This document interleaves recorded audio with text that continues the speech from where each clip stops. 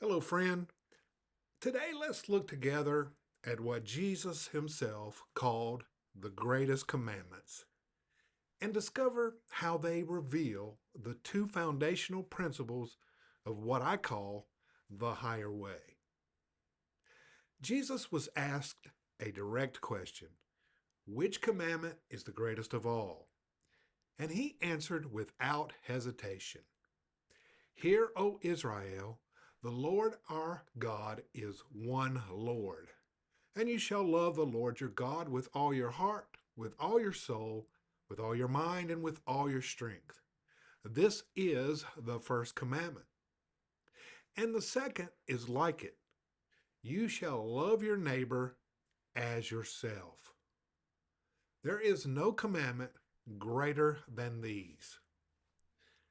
These are not merely moral instructions.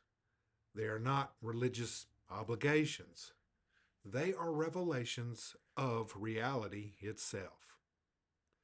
Contained within these two statements are two living principles, principles that, when understood and embodied, change how we experience life, relationships, healing, supply, and peace.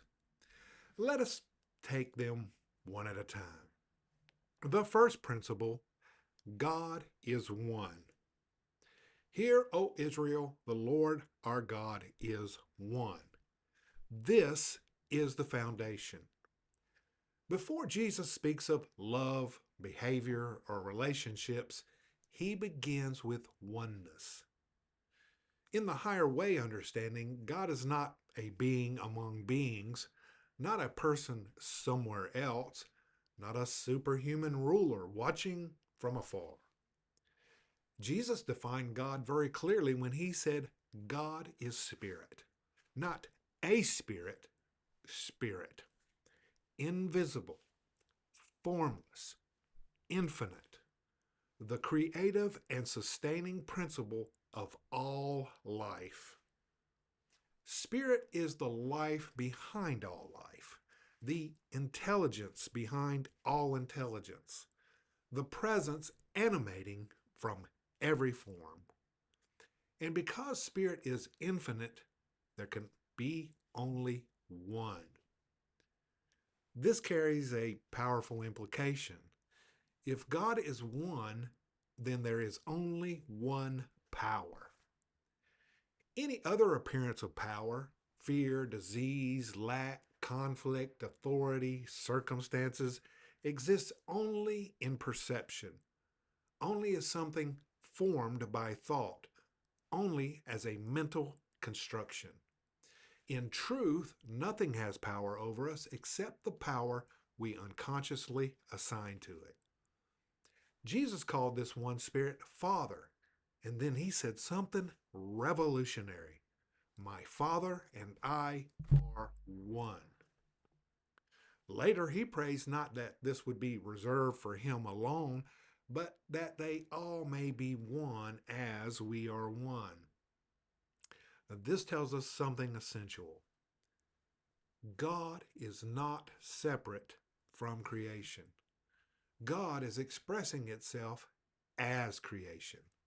The one Spirit appears as individualized expression, as life forms, as awareness, as consciousness, including you. This is not egoic inflation, it is spiritual humility, because it removes the idea of a separate self struggling to survive in a hostile world. It reveals that your true identity is rooted in the one life itself. Now notice what Jesus says next. You shall love the Lord your God with all your heart, soul, mind, and strength. This love is not emotional sentiment. It is priority. It is devotion of awareness, alignment of consciousness, recognition of source as primary.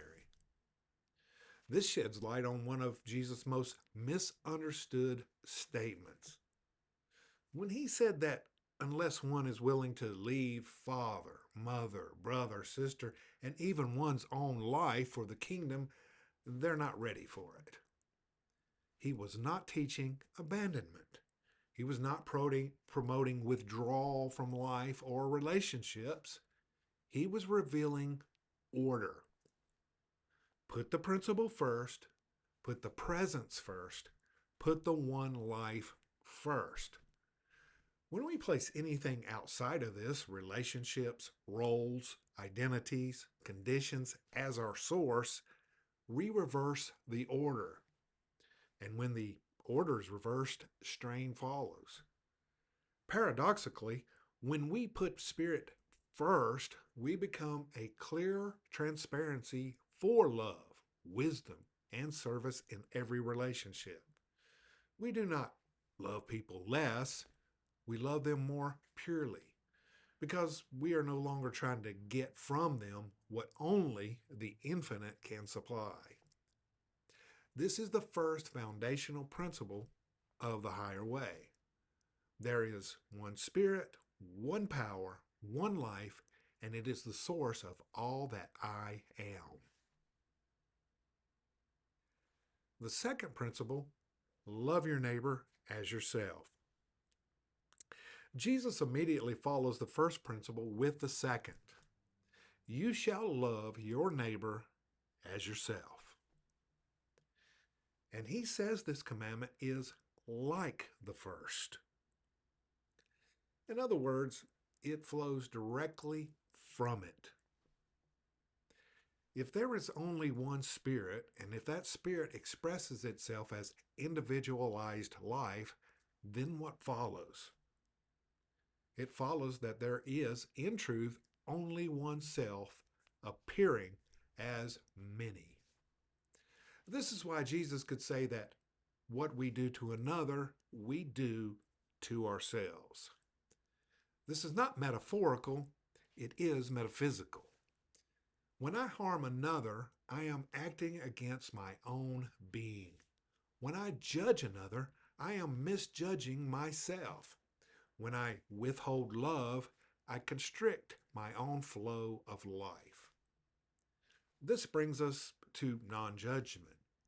Judgment, in its deeper sense, is not discernment, it is false witnessing. Thou shalt not bear false witness against thy neighbor. Whenever we label someone as evil, broken, worthless, or beyond redemption, we are lying against truth.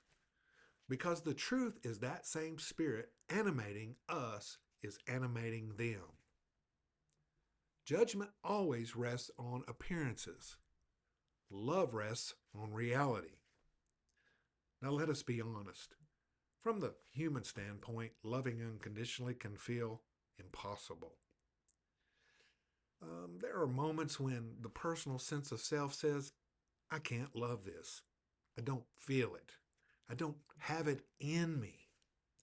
And that is precisely the moment when the higher way invites surrender. Not surrender to weakness, but surrender of the personal sense of self. This is where we stop trying to love from personality and allow divine love to love through us. Love is not something we manufacture, it is something we permit. With practice, we learn to step aside, to yield the reins, to say inwardly, let the love that is God express itself here. And when that happens, something remarkable occurs. Love flows without effort. Compassion replaces resistance.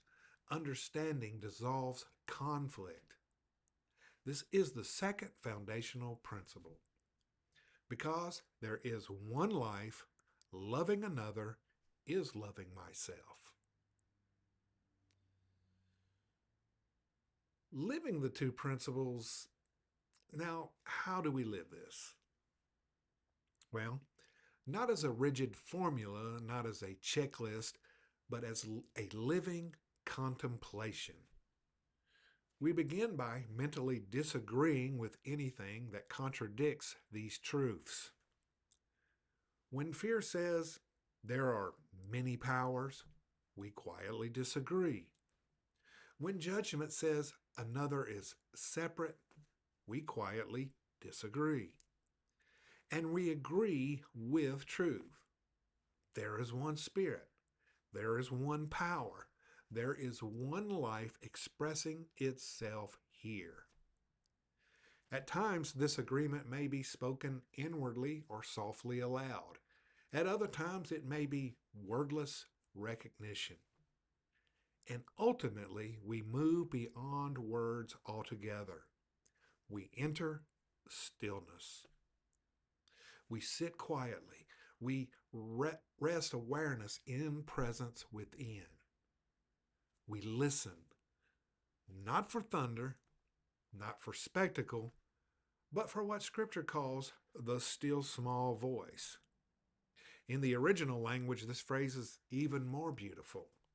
It translates as the voice of a thin whisper. So subtle it can only be heard when the noise of self has quieted. In that silence, Spirit speaks truth directly to the heart, not as information, but as realization. And realization changes everything. This is the higher way. Two principles, one life, one love, one presence, awakening to itself through you. Be still, listen, and let it live your life.